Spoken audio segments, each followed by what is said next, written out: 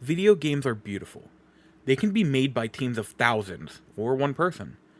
They can be an infinitely replayable game, or a 30-minute experience. Many games are given a big budget, some are passion projects made after work by a couple friends. All types of games deserve to be celebrated. But today we are celebrating the games from the heart, by a person or group of people making a passion project, games that aren't touched by a higher up saying we can't do this. Today, we celebrate indie games on the LocoCast.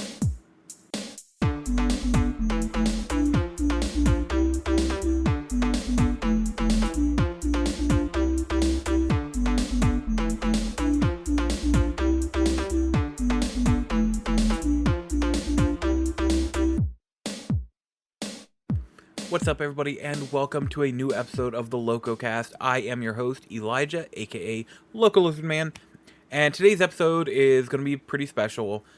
I want to talk about something I've wanted to really dive into for quite some time, and that is indie games. This is going to be a special episode dedicated to indie games, talking about ones that I think deserve to be played, and giving games that friends have sent in and why they enjoy them so much. So, first, we need to ask the heavy question: what is an indie game? Everyone will have a different answer, and most of them are valid, honestly. It started simply indie meant independent, was published by themselves. But that went by the wayside because we now have indie publishers who are there to help games get their name out more.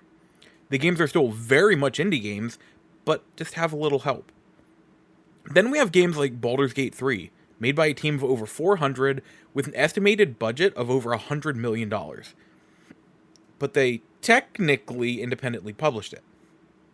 The term indie has changed over time, so for the purpose of this podcast, I will tell you my personal definition. So, each game that I talk about today will fall into my own definition of indie game. It might not be everybody's, and that's okay. An indie game is defined by its feel, its heart, its vibe, if you will.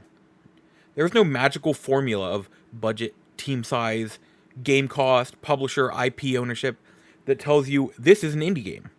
So, yeah.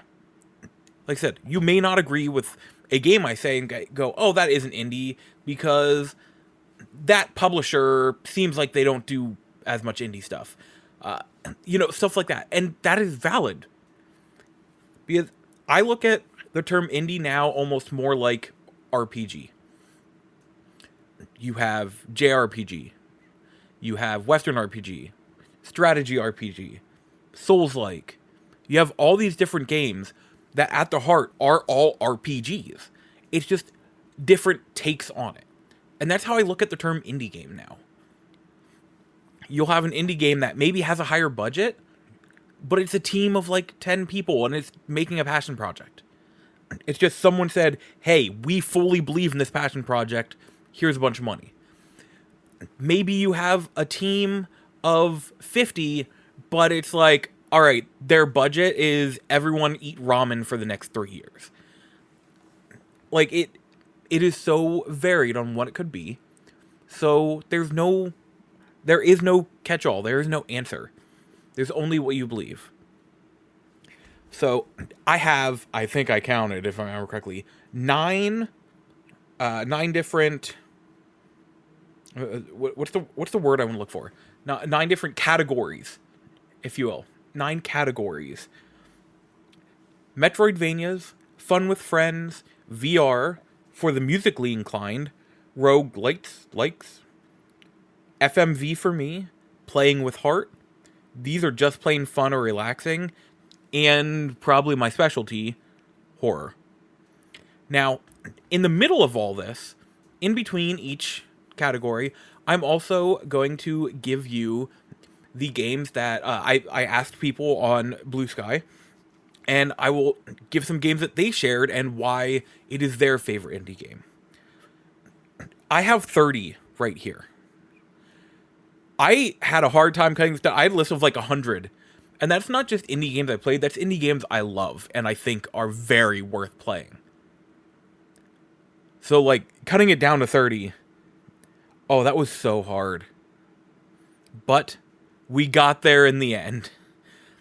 So what say we get down to business and talk indie games? Let's get started with Metroidvanias. I'm going to start with one that is near and dear to my heart. And before anything else, I will tell you, I did back this game on Kickstarter, so there is that. But I really love this game. It is Bloodstained Ritual of the Night. From the Steam description, Bloodstained Ritual of the Night is an exploration-focused side-scroller action RPG by Koji Igarashi. Play as Miriam, an orphan scarred by an alchemist's curse that slowly crystallizes her body. Battle through a demon-infested castle and defeat its master to save yourself and all of humanity. This game is developed by Artplay and published by 505 Games. This is one of the main ones I was thinking of when I said about, oh, that publisher does a lot of stuff that's not indie. Oh, this is very much an indie game. I love Bloodstained Symphony of the Night so much. The music is beautiful. The art is gorgeous. I met Miriam's voice actress while I was wearing my Miriam shirt. It was wonderful. I wish I would have had something there to... She was signing for Final Fantasy, but I would love to have had something Bloodstained signed. I love this game. I backed it on Kickstarter, being like, oh, it seems cool. Koji Igarashi, he created Castlevania Symphony of the Night, so I trusted in him. The game, honestly, is way better than I even hoped it would be. I think it is a fantastic game. I could not recommend it enough. Okay, to follow a trend. It's not a trend that's going to happen a lot. In fact, I think it's just these two games. The second in the Metroidvania category, I also backed on Kickstarter. Well, throw that in there as well. Romancelvania. Bite into Romancelvania, a darkly comic genre mashup, combining side-scrolling action and tongue-in-cheek romance into one completely absurd and unforgettable adventure. Developed by The Deep End Games and published by 2124 Publishing. Romancelvania, I want you to think of something. Think of a game like Castlevania Symphony of the Night, or, like I just said, Bloodstained. Now, imagine that game style put into the backdrop of you play as Dracula. You can pick, female or male Dracula, whichever you want. You play as Dracula, and you're on a dating game show. Yes, that is. You can date. You can romance, befriend, or eliminate a cast of 12 supernatural contestants. I'm giving the sexy eyes right now. It's just not coming across because this is an audio show. But Romancelvania is a fantastic game. It uses that Metroidvania genre blended with the whole idea of a monster inspired world. Like, the one character is named PSL. It is capital P, capital S, and then their last name is ELLE. PSL. It's a pumpkin scarecrow. Pumpkin. PSL. It's great. I absolutely love the humor in this game. It is very much worth playing because you're just going to have a great time smiling the whole way through. An amazing cast. This is one of my top Metroidvanias, hands down. Now, for the next tier, Fun with Friends. This first game, technically, could also be in the horror genre, but I just think it fits very well here in the Fun with Friends category. And that is Phasmophobia. Phasmophobia is a 4-player online co-op psychological horror. Paranormal activity is on the rise, and it's up to you and your team to use all the ghost hunting equipment at your disposal in order to gather as much evidence as you can. Developed and published by Kinetic Games, you can play this game alone. Like, you can play it single player. And VR, so it could technically fit in the VR category as well. But the real beauty in this game is when you are playing it with your friends. It is so fun. The whole idea is you go into a house and you're trying to collect evidence. You have EVP, you have a thermometer, a spirit box, cameras, all this different stuff, and you're trying to collect evidence. You get once you get 3 evidence, you'll know what type of ghost it is. And it's just such a fun game. It is creepy. There are moments, whenever I play with friends, I always laugh, I always scream. There's always a lot going on. And it is so, so good. One of my favorite moments is still, some friends and I turned it on. We walk into this house. I have the spirit box. And, I mean, we're in this house for 10 seconds. And I have the spirit box, and I right away ask, "Where are you?" And immediately, "I'm right behind you." And we were all like, "Oh, get out now." We were all just so freaked out because it just started. It is such a fun game, and with friends, it is a ridiculously good time. The second in my fun with friends category, golf with your friends. This is actually the game I'm thinking of when the name for the category came to my head. Why have friends if not to play golf with your friends? Nothing is out of bounds as you take on courses filled with fast-paced, exciting, simultaneous mini-golf for up to 12 players. Developed by Blacklight Interactive and published by Team 17. Golf with your friends is mini-golf, but it's ridiculous mini-golf. There are wild and wacky courses.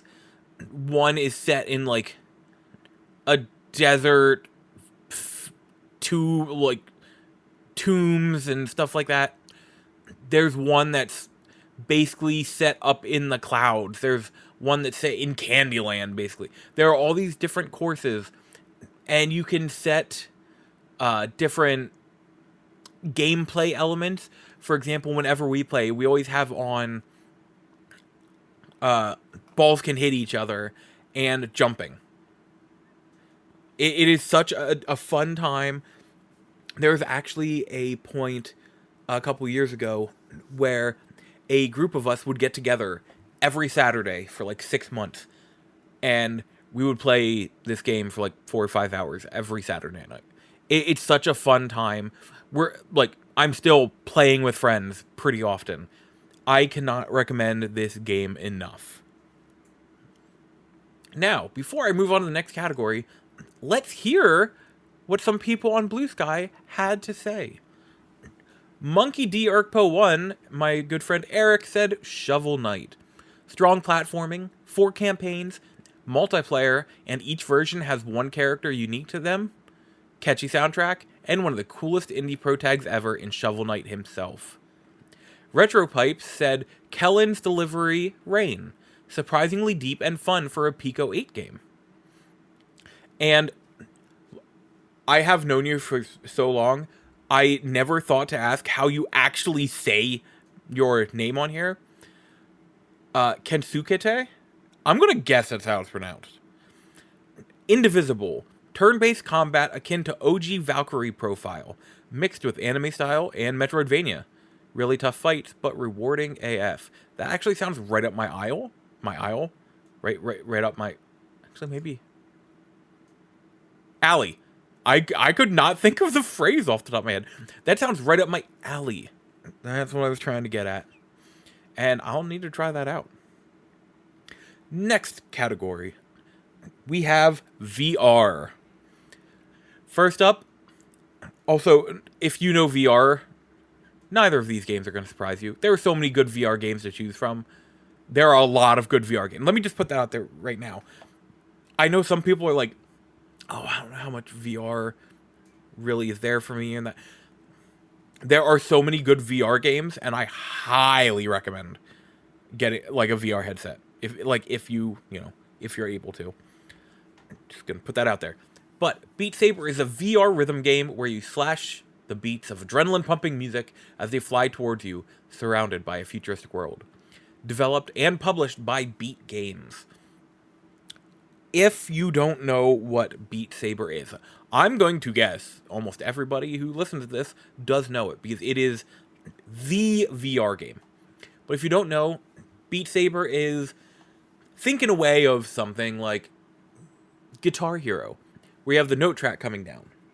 But in this, it is boxes, and the boxes have arrows, and you have lightsabers in your hand, and to the beat of the music, you are moving the lightsabers to slash the boxes in the direction of the arrows. And it starts with something simple, with just a couple, like, boxes right in front of you, and just a little to the side and a little higher, to there is a 360-degree mode, which has you literally turn all the way around as you're playing. It is freaking awesome. This game is so fun. There is a reason this is the VR game, and I cannot recommend it enough. It is so good. It is a good workout. It is fun with family. I take it to my sisters occasionally, and we'll put the PS5 on the TV, and we'll all take turns playing Beat Saber. It is so cool. I love it. The next VR game on the docket, Super Hot. Super Hot. Super Hot is the smash hit FPS where time moves only when you move. No regenerating health bars, no conveniently placed ammo drops. It's you, alone, outnumbered, and outgunned. Snatch weapons from fallen enemies to shoot, slice, and dodge through a truly cinematic hurricane of slow motion bullets. Developed and published by Super Hot Team. Super Hot is... There's a good chance this is the other VR game you've heard of. Again, there's a reason for that. It is that good. Again, time only moves when you move. It has a really, like, vector-looking style to it. So all the enemies are, like, these red bodies in this, like, white world. And as you move, time moves. So, like, if someone shoots at you, the bullet won't move. But as you, like, move your head or out of the way, the bullet moves. So what you really have to do is, as all this is going down, there are people all around you. You have to stop. And then just without moving your head or moving maybe barely at all, just like letting some of time flow, you need to figure out basically the puzzle of how you're supposed to do this. This person shot at me from that direction. This person shot at me from that direction. There's a vase right down below me. All right. I'm going to lean down, and you can go as fast or as slow as you want. I'm going to lean down, pick up the vase, throw it at the one person from an angle so the bullets will go past me, but the vase hits them in the face.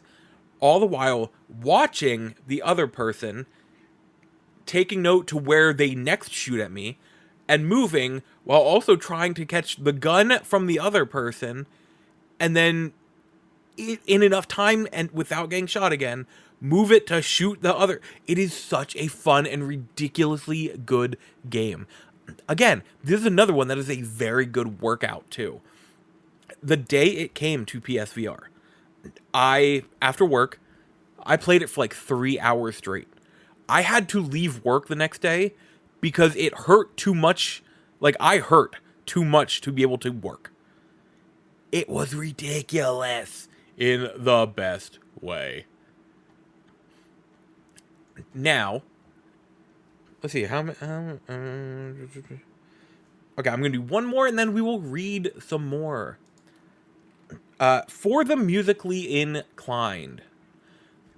If you know me, I really enjoy music/rhythm games. Released this year, Rift of the Necrodancer. The Necrodancer's back in an all-new rhythm game.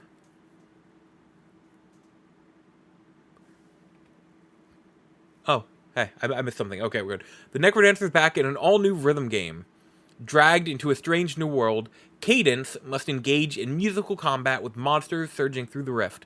face pulse-pounding rhythm riffs where every beat is a battle. All set to an original soundtrack by Danny Baranowski and friends. Developed by Brace Yourself Games and TikTok Games.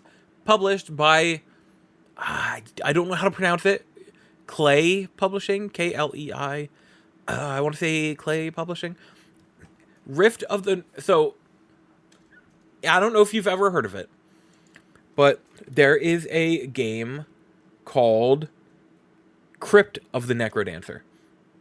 And that game is essentially a rhythm dungeon crawler, I guess is the best way to put it.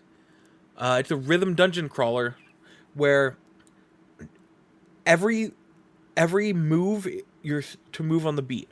You move on the beat. Enemies move on the beat. But, like, your enemies won't wait for you. They will keep moving, but on the beat. It is a fun game, and it spawned this game, Rift of the Necrodancer. This is a full-on rhythm game, essentially like you're, like, on a fretboard, but instead of notes, they are different enemies, which will make up the music. There are different colors of the same enemy. So you'll have skeletons. It's been a while since I've played, so the colors I may be a little off on. But there will be, like, blue skeletons where you hit them once and they die. Then there will be gray skeletons where you hit them once and then hit them again. But again, on the beat, so it's not just like hit, it'll be like hit. Like, they'll move up the fretboard one for, like, the next beat. There will be, like, I don't know, is it yellow skeletons? Where you hit them, and they will move up the fretboard to right underneath the next note on that part of the fretboard. And there are skull enemies, there are flying enemies, there are zombie enemies. Excuse me. There are so many different types of enemies in this game that make it so you're not just essentially playing the same notes, if you will. It is so fun. It is so wild. I will straight up tell you right now, it is on my short list, my, like, game of the year top 10 list for this year. I love it that much. I think it is an incredible game, and it is well worth playing, especially if you like music games. Speaking of music games, we're in the music section. Of course I'm speaking of music games. Next up, we have Stray Gods, the role-playing musical. Gods, romance, murder, musical numbers? Play as Grace in a world where Greek gods live in hiding among us. Change your fate as you draw friends, foes, and lovers into song, using the powers of musical persuasion to unravel the mystery of the last muse's death. Essentially, the story is you play as Grace, just a normal-ass person who comes home and you find someone dying at your doorstep. Turns out it is a Greek god. And she's like, what? And the guy's like, oh yeah, by the way, Greek gods live here, live on Earth, just with us. And she passes her power on to Grace. So all the other Greek gods get I was gonna say invested, but that's not the right story. Get brought into the story. We'll say, you know what I mean. Get brought into the story, essentially. And it is a musical. It is a choose-your-own-adventure musical kind of thing. I'd say somewhat akin to a Telltale game in a way, except you're not walking or anything. It's purely narrative-based. But the musical numbers will change as you choose different answers in, like, different choices inside the music as they're singing. You have to choose essentially what's going to end up being the next phrase, the next verse. And your choices will matter with other characters, there are many endings. Different characters will like you, will hate you. It is so fun and so neat. I actually, talking here about it myself, I'm like, I need to replay this again. I might have to do that soon. Stray Gods, the role-playing musical. is a game that is so unique in its approach. And I think it is very worth playing. I loved this game. I think it might have been on my top 10 list in 2023. I don't remember for sure. Now, before we move on to the next category, let's read some more from Central Scrooty, No Man's Sky. Literally a dream game come true. I have had this on my shelf for years, and all the time I'm like, you know what? Is it time for me to start No Man's Sky? And I never do, but I need to. Herivos said, sorry, is it Herveros? I've known them for quite a while, and I actually have never really thought of how to pronounce their name. To the Moon. The story is so good. Wyvern Zone says Last Day of June, because I am an emotional masochistic sap. Seriously though, this is such a great emotional journey that I couldn't put down, and after all these years, the only game to ever have me bawling. I'm not going to say anything about Last Day of June, because spoilers, I'll be talking about it later this episode. And the last one for now, Faith the Unholy Trinity. This is from Cult of Genova. Faith the Unholy Trinity. It's like if a horror exorcist themed game came out on the Atari 2600. It's a game that accomplishes a lot with minimalistic visuals and just feels like a love letter to 1980s era horror in the best way. This is on my short list of I need to play this game.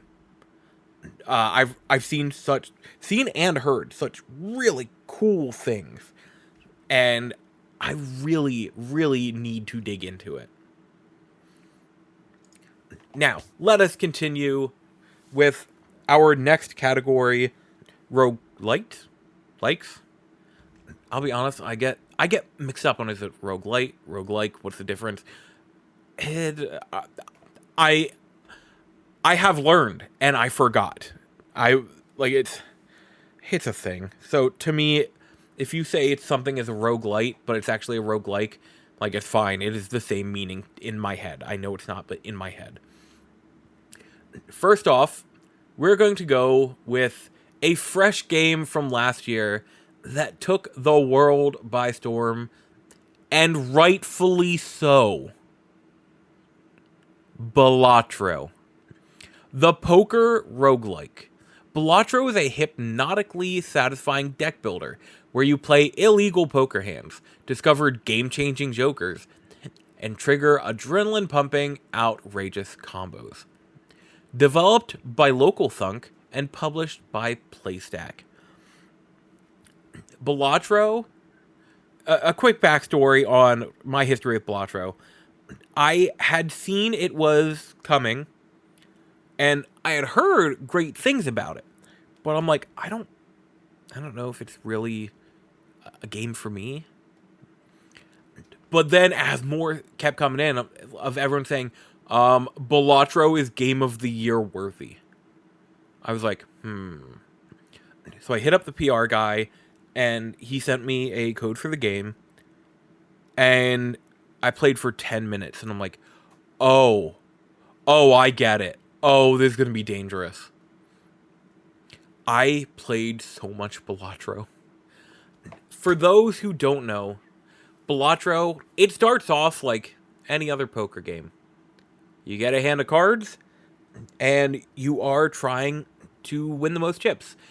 Each hand is worth a certain amount of chips, and a certain, say the one hand is worth 40 chips times 2.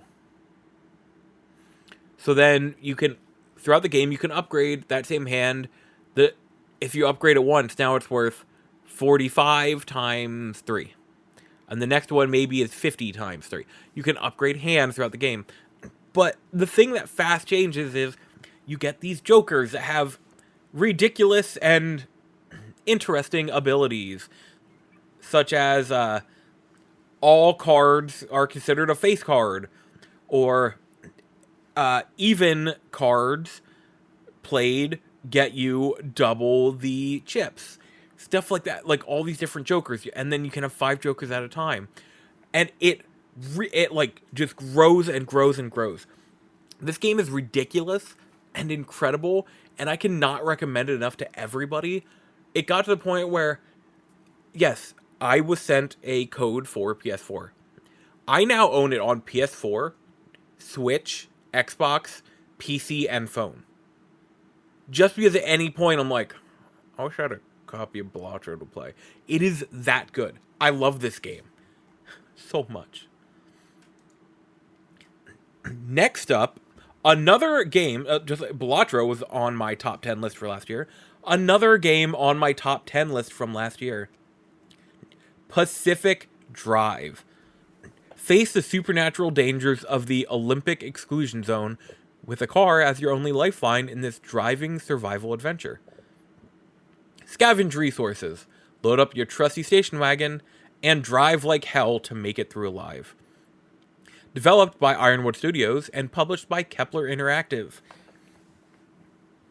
Pacific Drive, the best way to put it, reminds me of a mixture of Life is Strange, Stranger Things, and a roguelike. I love this game so much. The vibes it gives off are fun. The world is interesting. There is so much going on with a minimalist style. This game is so incredibly worth playing. And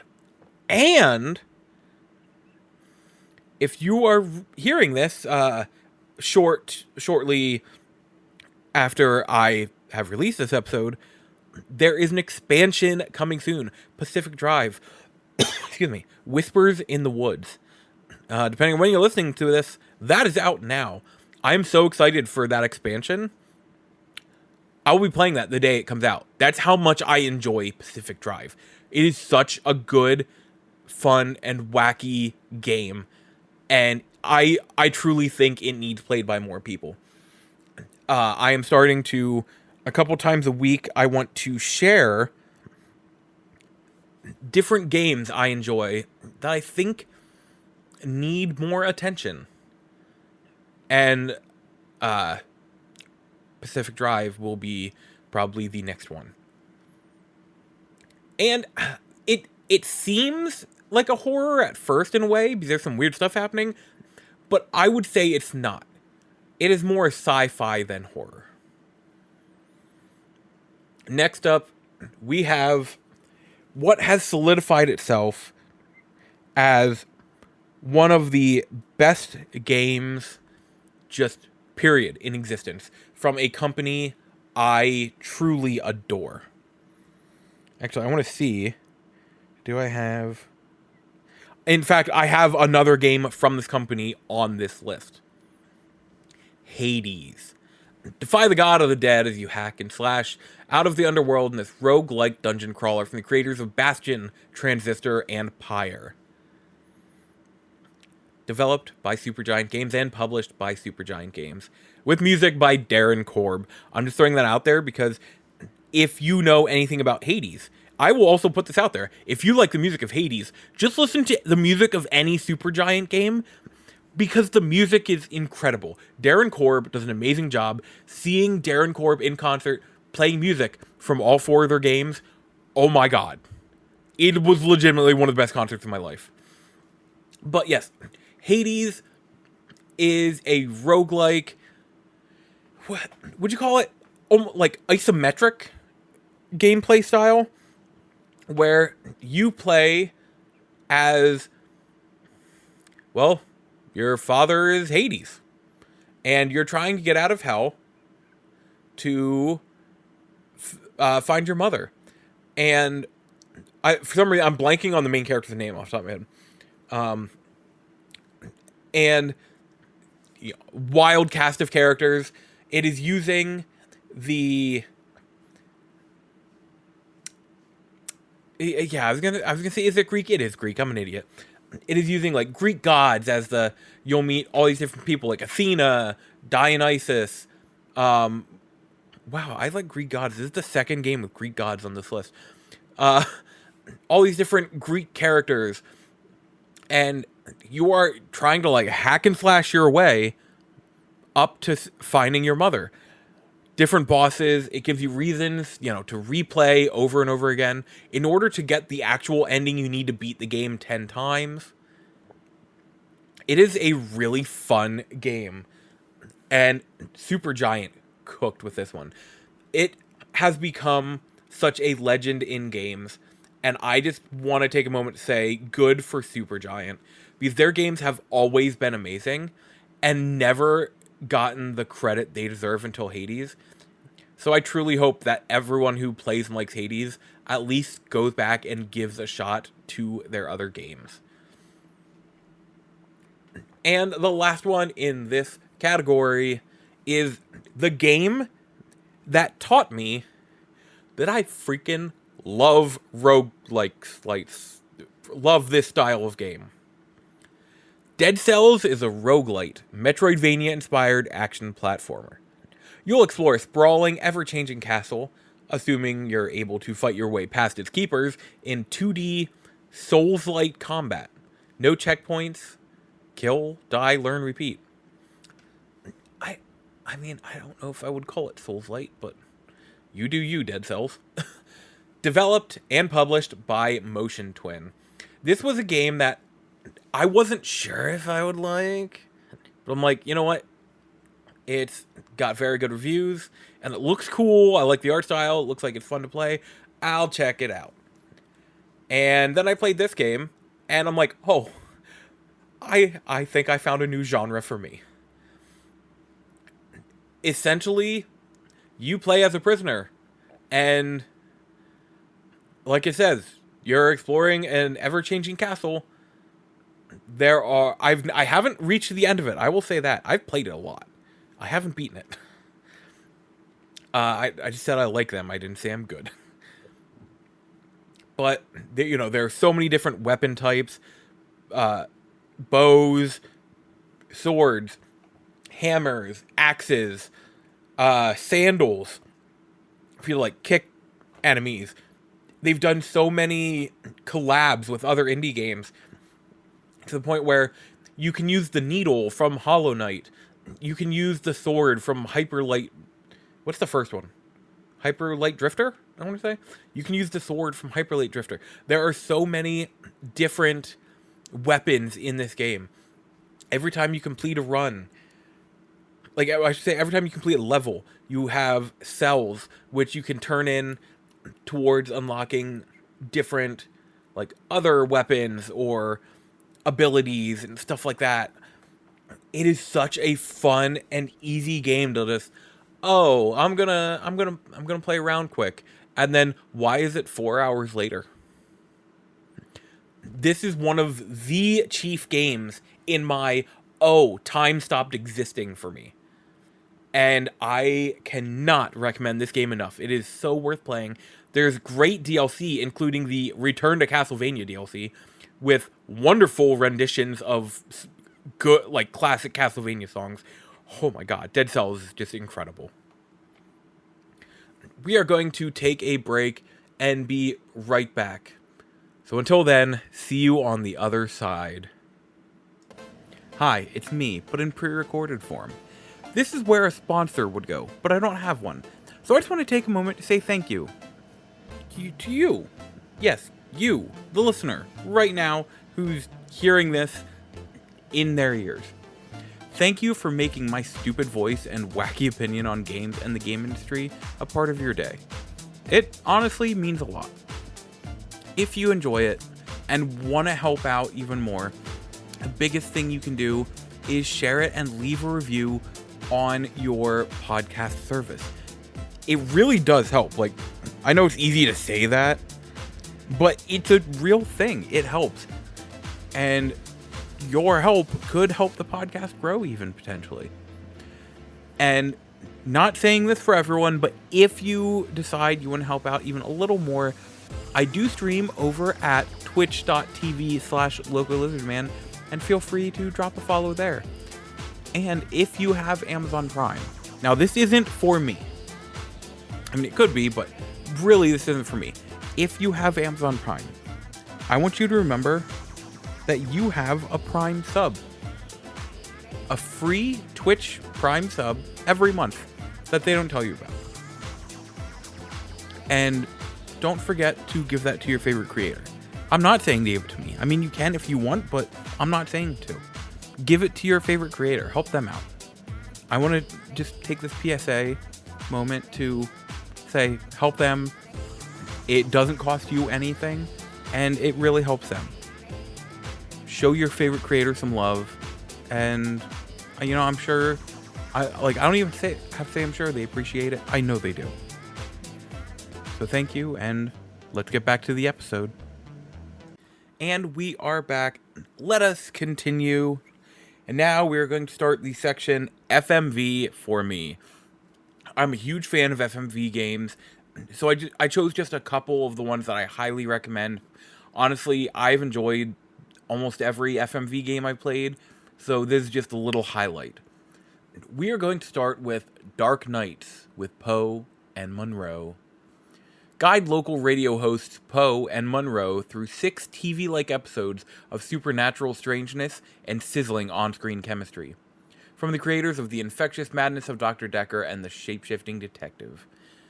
Developed and published by DeVecchi Studios. The other 2 games there I also recommend. I enjoyed them. But Dark Nights with Poe and Monroe really stuck out to me because I loved the, for lack of a better term, episodic way of storytelling. How it's like 6 different stories that take place in the same world of them being these radio hosts. Just so fun. I really liked the 2 main actors they got for it. If you've never played an FMV game, it is very, how do I want to put this? Very choose your own adventure like. And in fact, as I record this tonight, I streamed the new game from Wales Interactive, Dead Reset, the new FMV game. It's just so fun. And this being very, supernatural based made it so much more up my alley. Next, we're going to go with a game by the people that, or from the people that made the game I played tonight. Bloodshore is an interactive action movie about a televised battle royale between high-profile streamers, entertainers, and death row inmates. You control the fate of Nick, a washed-up actor who fights for a life-changing cash prize. Developed and published by Wales Interactive. I really enjoyed this game a lot more than I expected. Granted, I am into the whole battle royale, setting. So that kind of helped. And the idea of it being streamers and actors and stuff like that really just made it so much more interesting to me. And it, same as Dark Knight with Poe and Monroe, very interactive, choose your own adventure. You're basically watching a movie and choosing what scene comes next. That's what these FMV games are, but they're a really fun time. Basically, everyone, the acting is going to be cheesy. The special effects are going to be cheesy. I mean, one thing I really enjoyed, the one I played tonight, was a horror game. It was all practical. Cheesy, but practical.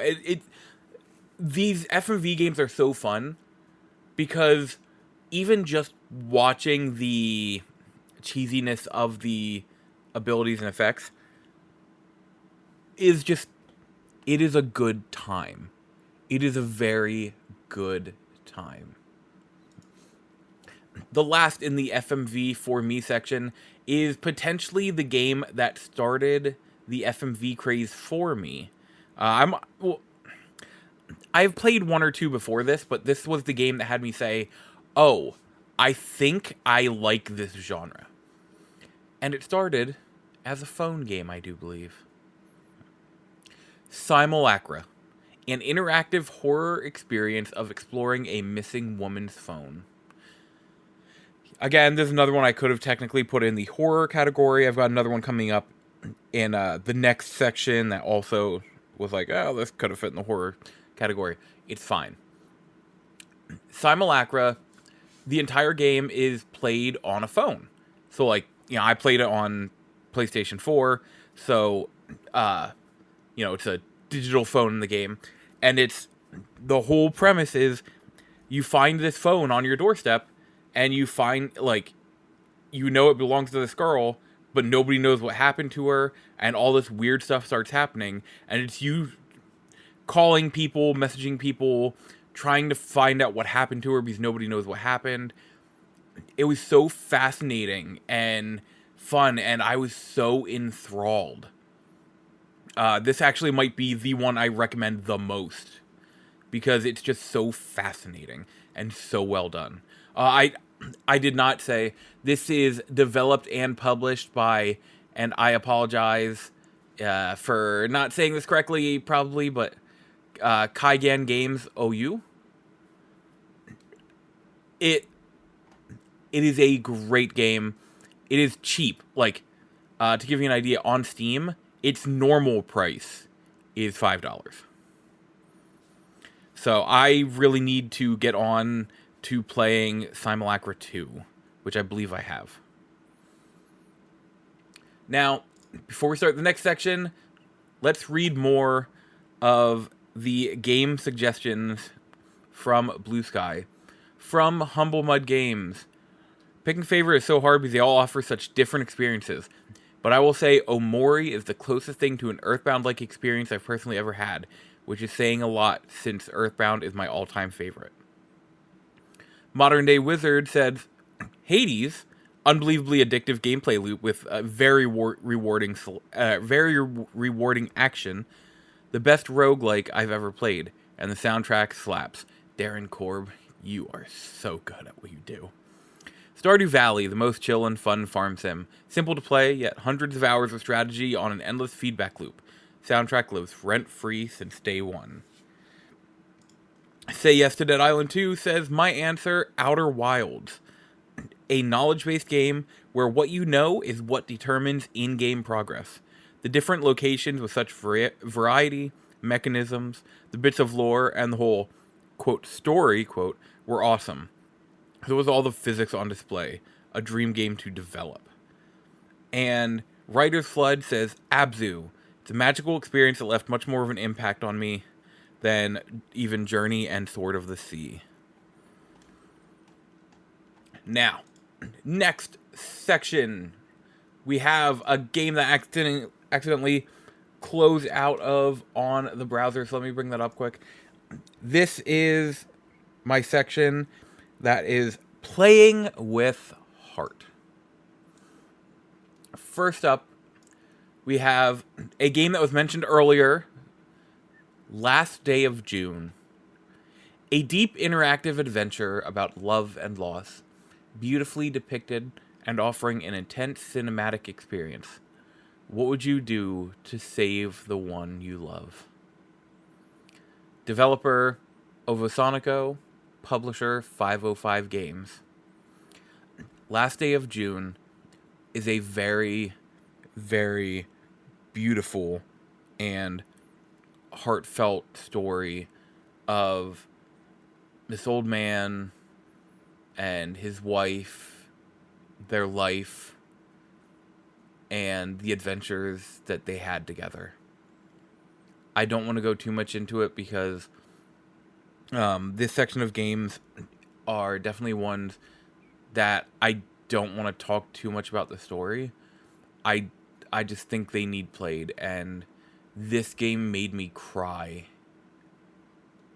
It is beautiful, it is gut-wrenching, and it is a necessary experience for literally anybody. The next game we have, I want to thank friend Christine for bringing it to my attention. It sounded really cool, and I ended up absolutely loving it. This Bed We Made is a third-person mystery game in which you play as a maid in a 1950s hotel and snoop around strangers' rooms to uncover their deadly secrets. Discover what links guests together in this tale of love, heartbreak, and murder. Developed and published by Low Birth Games. This is a really, really neat, investigation game where you play as this maid at this hotel, and you're solving puzzles to figure clues out, and there are a number of different possible endings depending on certain things that happen in the story. There, again, for big reasons, I don't want to talk too much about the story, but it can be a heart-wrenching one. And it's one that I think definitely needs played. I'm going to actually play it again soon to try and get another ending. But this is a very beautifully made and told game in every way.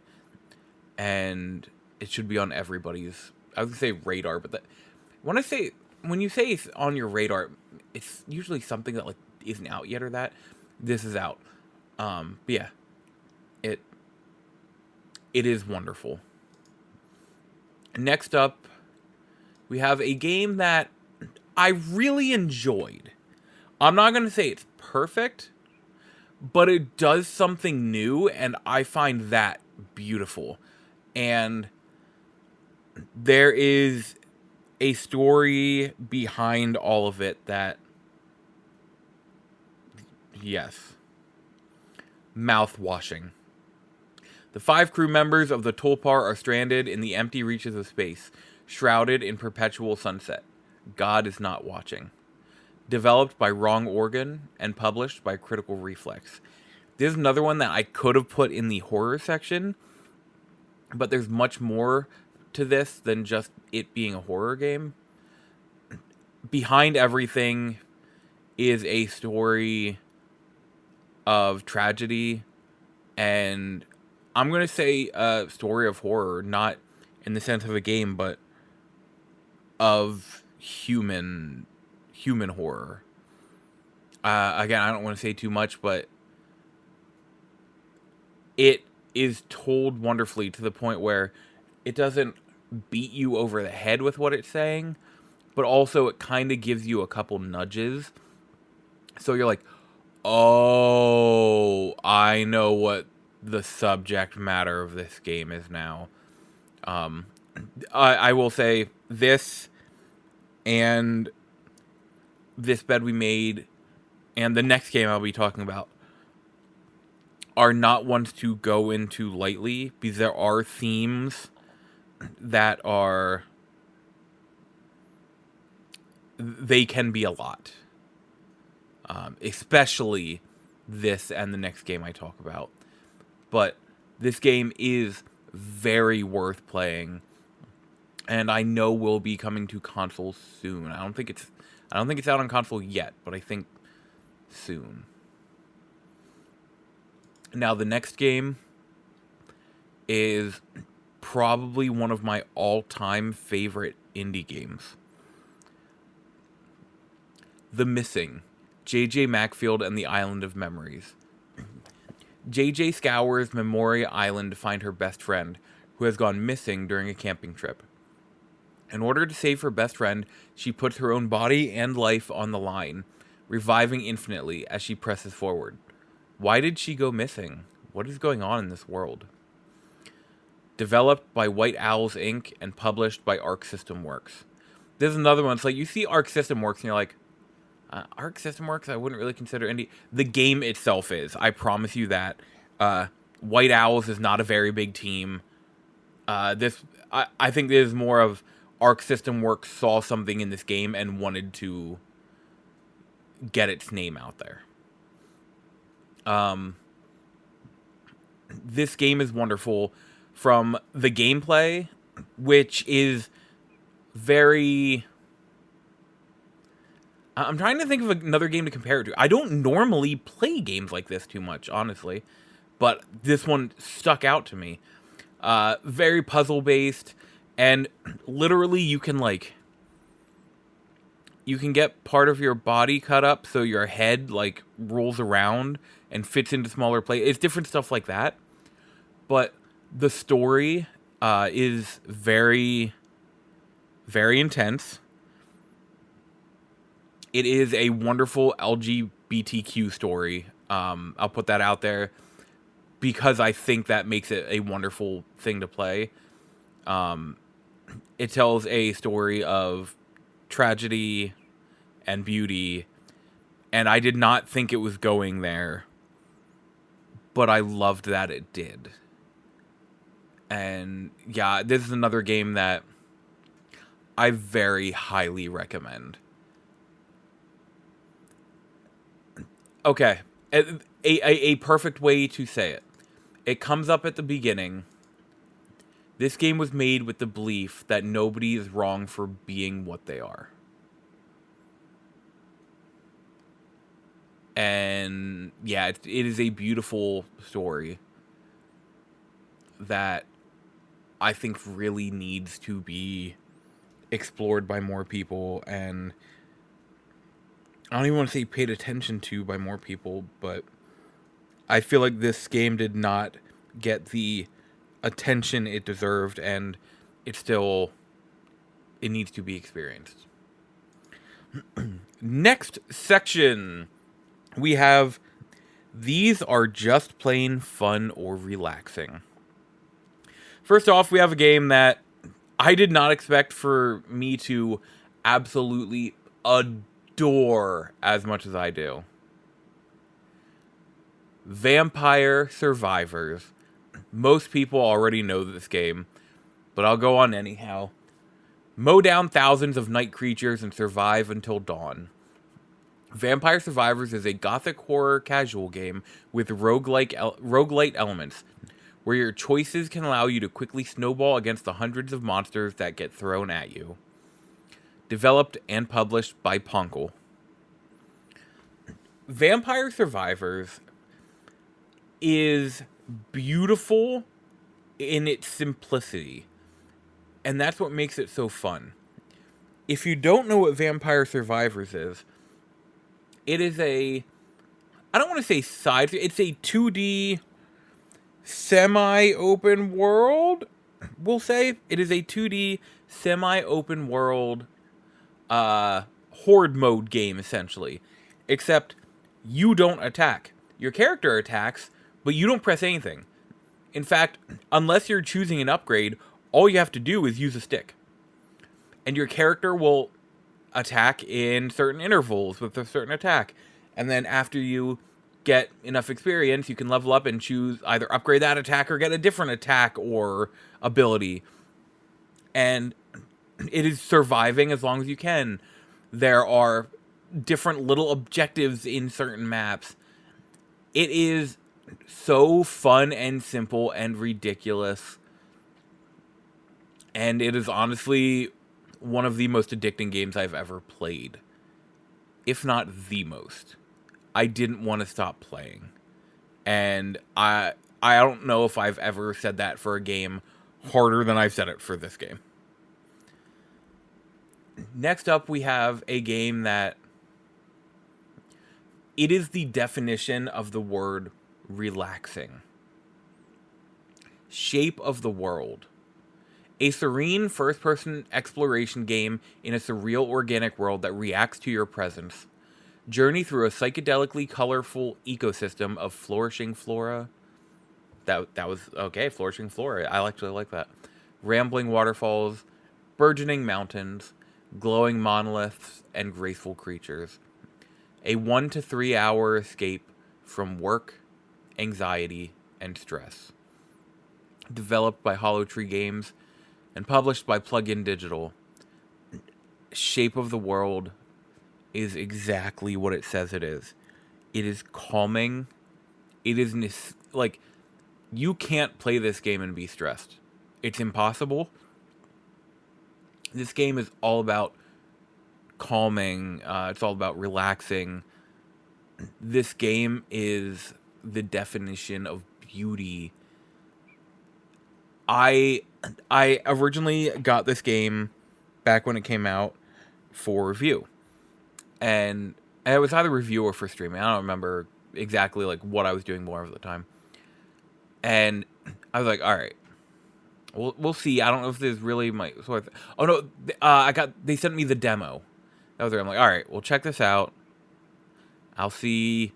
This isn't my sort of game, and that's the first thing I'll tell you. I went into this game going, I don't play these games. I don't really enjoy these games. I played the demo of Shape of the World and immediately went on to see about getting notified as soon as codes were available. This game is beautiful and serene. It is exactly what you need at a certain time. It isn't going to be the game that it's like, oh, I'm just going to buy it and play it.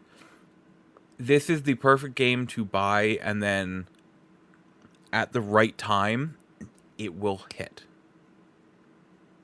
And that's what is needed with this. Next up, as I mentioned earlier, we have 2 Supergiant games on the list. Pyre is a party-based RPG from the creators of Bastion and Transistor. Lead your band of exiles to freedom through a series of mystical competitions in the campaign, or challenge a friend to a fast-paced ritual showdown in the head-to-head versus mode. Developed and published by Supergiant Games. This game is beautiful for so many reasons. It is my second favorite Supergiant game, only behind Hades. And it is closer to Hades than a lot of people will put it for themselves. I adore this game. Basically, think of religious basketball and a visual novel. There's characters you can use and upgrade on your team, and they each have different abilities. You're winning these games, these like ritual basketball games, the competitions, in order to ascend your characters. For each game you win with a character, after so many, you can ascend that character. And the goal is to ascend a number of your characters for the story. It is a beautiful story. The characters, not just on your team, but on the other teams, are so well done and well made. And it is Darren Korb. The music is top notch. Like, I need people who are super into Hades to just turn on the Pyre soundtrack. Because it is, I honestly think it's better than Hades. Like, Hades' soundtrack is amazing, don't get me wrong. But I think Pyre is just a whole nother level. Then again, nothing beats Bastion for me, but that's just, I find Bastion comforting. Pyre is a game that definitely needs played by way more people. The last we have in this section is another game that I played this year, and as of right now, is making my top 10 of the year. I can tell you that. I'm not sure where yet, but it is on that list. Promise Mascot Agency. Explore a cursed Japanese town, recruit mascot friends, and come to the rescue when disaster strikes. Solve the mystery of your exile. Help a living finger work through her many anger issues. Turn Promise Mascot Agency into the best agency in Japan in this open-world narrative adventure. Developed and published by Kaizen Gameworks. This game is fun. It's wacky. It's goofy. It is heartfelt. Like, I literally teared up at one point in this game. It is everything that it doesn't need to be, and I mean that in the best way. So, to get started with gameplay, we'll start with story. Like it says, You are a Yakuza who has been exiled to this small town. The thing with this world, mascots are alive. I don't mean they are somebody in a suit. I mean the suit is alive. It's its own thing. So you are being sent to run this mascot agency. So as you get new mascots in the game for your agency, you will be sending them to do events, and that will bring back money for you. And essentially, you're paying on a debt, so you have to put money towards that, and all these other events. But the in-game stories of the characters, of a lot of the mascots, because each mascot and character has their own just story. You'll help them do like personal missions and such, which build them as a character. Some of them are one I honestly really related to, and that's the one that made me cry. And like, if you would have told me at the beginning of this year I would cry over a block of tofu that never stops crying, that sentence should tell you literally everything. The gameplay, there is an open world that you can go around collecting different things. There are mascot side missions where you collect cards, and when your mascots are on jobs, at times you may need to be there to help the mascot, which is where you will kind of play a mini card game kind of thing. There is so much to this game, along with the two main plot points are solve your exile, why you were exiled to this town, and help the town from the corruption that is going through it, and the history of the town. This game is amazing. The music, incredible.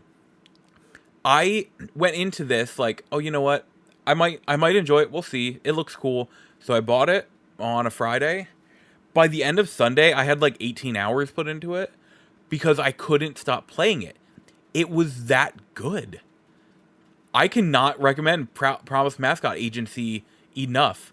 Like I said, this is in my top 10 for this year. It is incredible, and I need more people to experience Pinky. Which is not a sentence I say too often for a number of reasons. Because if you hear me say it, you know why it should not be said. And before we start the last section of the podcast, the last games that were written into me were from a good friend on... Sorry, my light just flickered and it was really weird. Good friend on socials, like to be bossy, and they said, so hard for me to come up with one. My favorites are Jusant and Pathless. I still need to play Jusant, but it's on my list. Now, the final category of the night, horror. Naturally, this is the one I have the most in. I have, I think, 6 games. Should not shock anyone. But there's a variety, kind of a variety of horror here. We are going to start with a game I love. Honestly, I haven't beaten it yet. I just went back to it for the first time in years. And like, you know, I never beat this. I should play more. Evil Tonight. I'm going to read the bigger one because it's a little better of a blurb. Sylvia never runs from evil. She makes it her business. Eccentric yet warm-hearted, this seasoned modern exorcist has mastered the art of confronting the supernatural, turning haunted places into tangible nightmares. But on this fateful night, nothing goes as planned. Enter a relentless survival action experience where the unexpected awaits at every turn. Roam the eerie halls of an abandoned performing arts school, each room revealing a new piece of its dark past. Scavenge for scarce resources, crack intricate puzzles, excuse me, and engage in heart-pounding combat against grotesque creatures and unforgettable bosses. Evil Tonight combines classic survival horror cues with fast-paced action, keeping you on edge but never forgetting the fun. Lose yourself in meticulously crafted pixel art, vibrant, custom color palettes, and hand-tuned lighting effects, all set to a spine-tingling original score that elevates every moment of tension.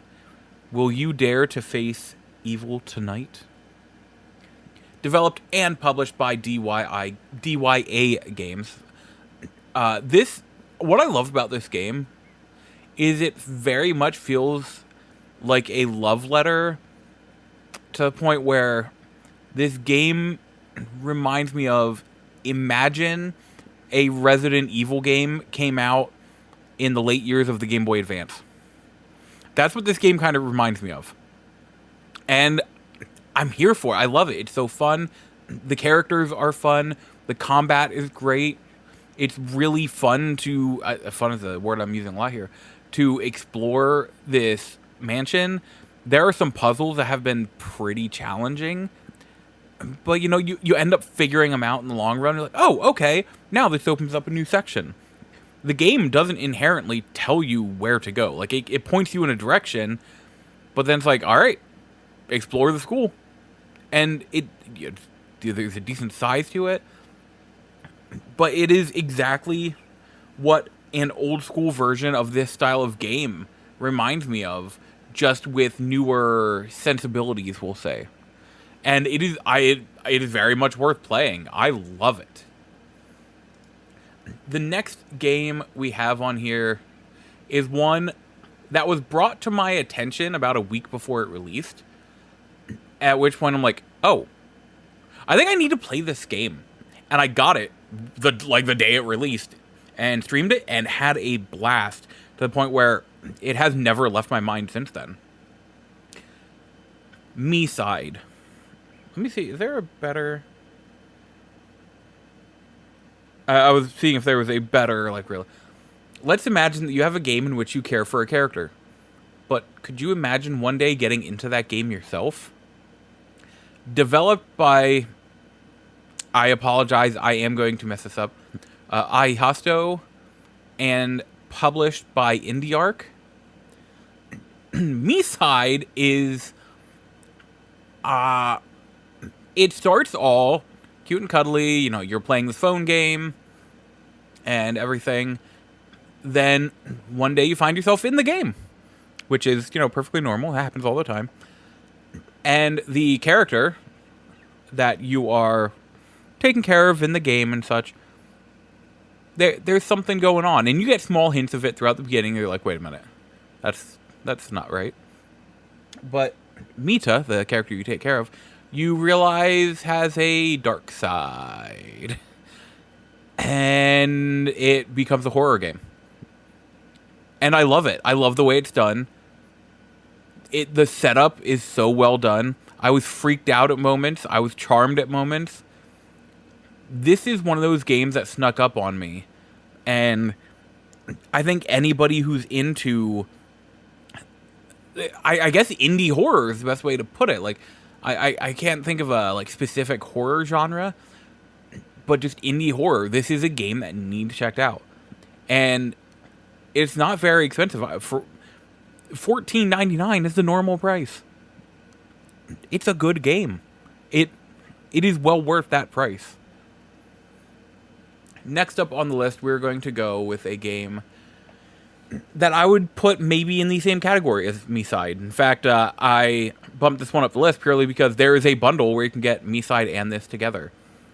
And if you know me, this is a special game that if I could erase one game from my memory and play it all over again, this would be in the running for it being that game. Doki Doki Literature Club. Welcome to the club. Write poems for your crush and experience the terror of school romance in this critically acclaimed psychological horror game.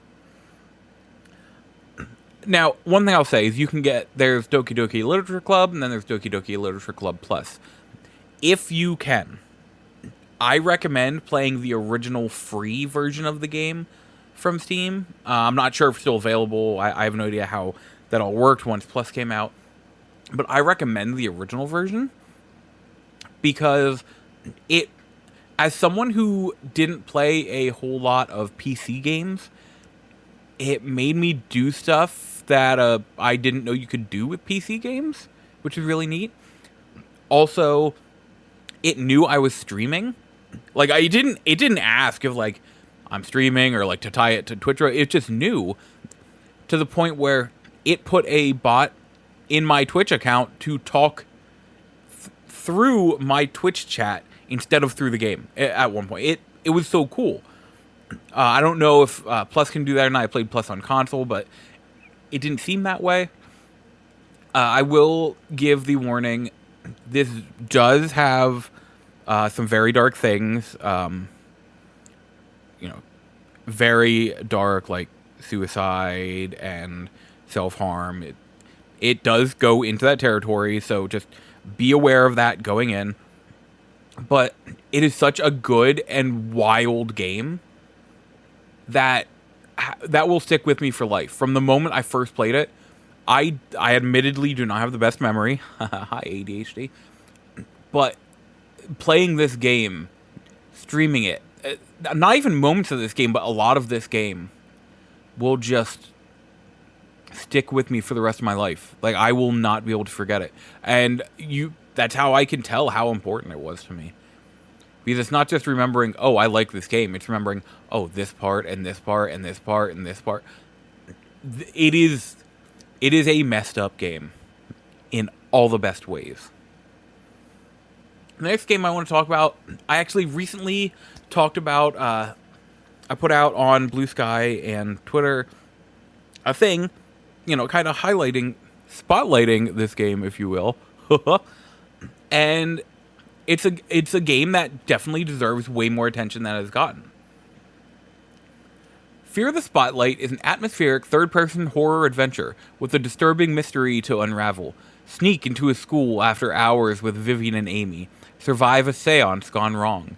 Solve tactile puzzles. And, whatever you do, stay out of the spotlight. Like the fact that it has only 15 recent reviews. It has 723 reviews. That's it. This game deserves to be played by so many more people. Alright, so this game is developed by Cozy Game Pals, which is a husband and wife duo, which I think is awesome, and published by Blumhouse Games. This was their first game that they published. The art style is very reminiscent of like an old school PS1 third-person game, or very old PC adventure games, I'd say even. And I'm not going to say it's like super scary. I'd say on the range of like not scary being 1 and like oh my god being 10. I'd say it's like a 6. I'd say a 6. It's not too scary, but it's got moments of like, whew, this is tense. And it has a really neat story, fun characters. The puzzles in it are not super hard, which is big for me. I enjoy puzzle games, but some games with puzzles can be a little much for me. I fully admit it. Sometimes I don't get what's right in front of my face. And this game has everything I want in a game, and I cannot recommend it enough. This game needs to be played more. Like, it goes to some really neat places, does neat things, and it's not super long either. It's not going to wear out its welcome. Fear the Spotlight is so good. Speaking of games that are on that lesser scary side of things, Guilt. Shape your fears. Fear the shapes. Embark on a journey where you face the worst fears, your worst fears, and are confronted with the emotional impact of your actions in this narrative adventure game with puzzles, stealth, and action. Developed and published by Tequila Works. The basic pitch I can give for this game. Okay, you know what? Here is a better little explanation. Set in a creepy and melancholic world, Guilt is an eerie story mixing fantasy and reality in a surrealist place where your nightmares become reality. hide from terrible creatures, or confront them as you find your way through the challenges of this wicked world. Live the story of Sally, a little girl living in Bethelwood, Maine. Her life is not easy, and it has become even worse since her little cousin Emily disappeared. After being chased by a group of bullies, Sally is dragged into a twisted version of her town, where her fears and worst memories are presented in a wicked and very real way. Dragged into a twisted version of town where fears and memories are presented in a wicked way. Does that ring any bells? The way I always describe this game, it is my first Silent Hill. That is the perfect explanation I came up with, because it is, if you were like, oh, I'm curious about Silent Hill, but I'm not sure if it's the kind of thing I would like, Guilt is perfect as my first Silent Hill. It's not too scary. It's creepy, but it's not too scary. And it has, like, the adventurousness, the puzzle solving. It very much is an entry point to that series, which I think is awesome. It is definitely a horror game that I think could be played with, like, a kid or something. Like I said, it is still creepy, but it's not over the top. It's fun, great characters. Guilt needs to be played more. This got the unfortunate... that's the word I'm looking for. The unfortunate... It unfortunately was a... was it Stadia? It was a Stadia exclusive for a bit. To the point where I got, what was it called? Like the Stadia, or Stadia Plus, or whatever, with the monthly subscription at one point. Because this game got put, I think it was right when it came out, the game was put on, like, the monthly subscription. And it's like, if you have the subscription, you have this game now. So, like, I actually subscribed for the month. And I played, like, an hour, and like, this game is great. But Stadia runs horribly. I could not get it to run well. So I spent so much time not playing Guilt, which I thought was amazing from what I played. Eventually it got announced for console and PC. Day one, bought it, played through it, and loved it. This is another game that does not even remotely get the attention it deserves. And that is a shame. Next up, we have a game that I very much enjoy. In fact, I need to finish going for the last couple DLC trophies, so I have 100% trophy. Now, Dredge is a single-player fishing adventure with a sinister undercurrent. Sell your catch, upgrade your boat, and dredge to the depths for long-buried secrets. Explore a mysterious archipelago and discover why some things are best left forgotten. The best way I can put it is, imagine you have a cozy fishing game. And then... oh my gosh, why am I blanking on his name? Oh. Call of Cthulhu. I'm blanking on his name right now. I have a number of his stories.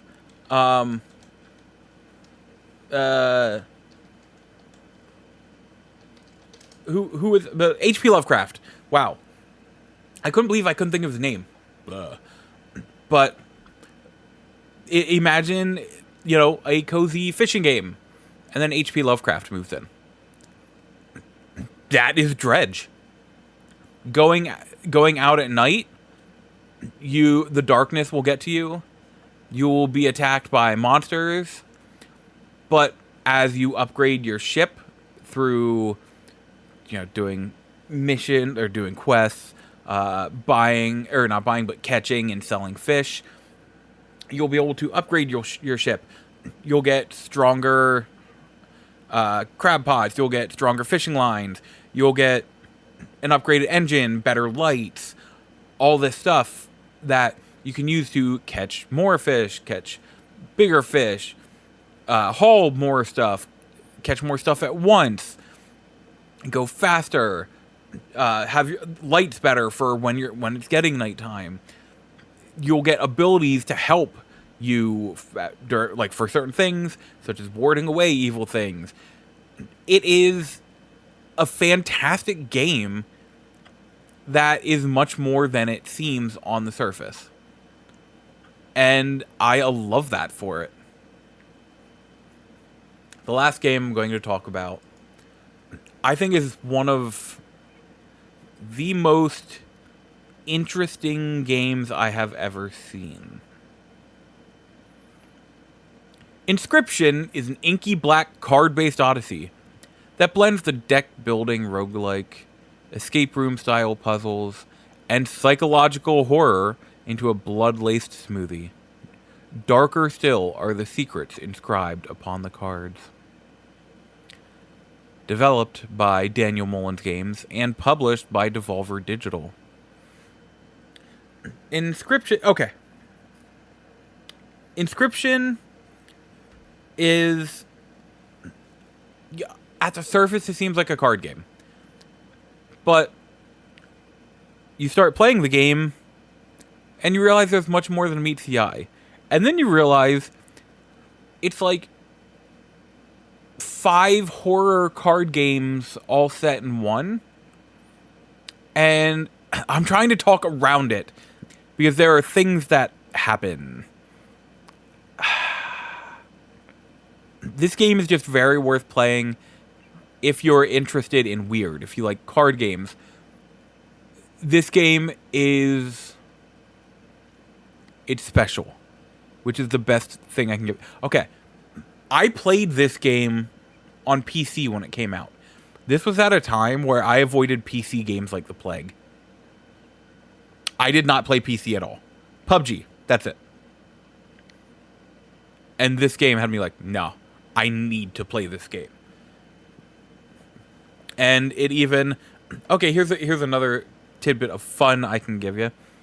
It got narrated for Best Simulation Game at the Game Awards. And I'm not going to say anything else. But that says it pretty well. That is it for this week's episode. I've given you a list of 30 indie games that I absolutely love. Like I said, it was hard to boil down. I had a list of like 100. Then I'm like, alright, I need to start picking through these. This isn't fun. But I managed to come up with 30, along with all the games that have been given to us by people in the community.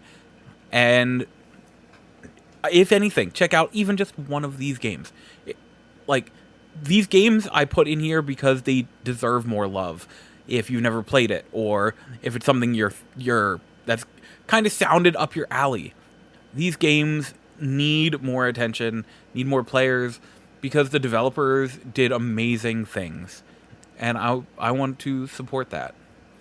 Thank you, everyone, for joining.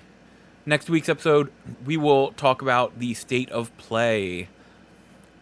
Until then, good night, listeners. Good night.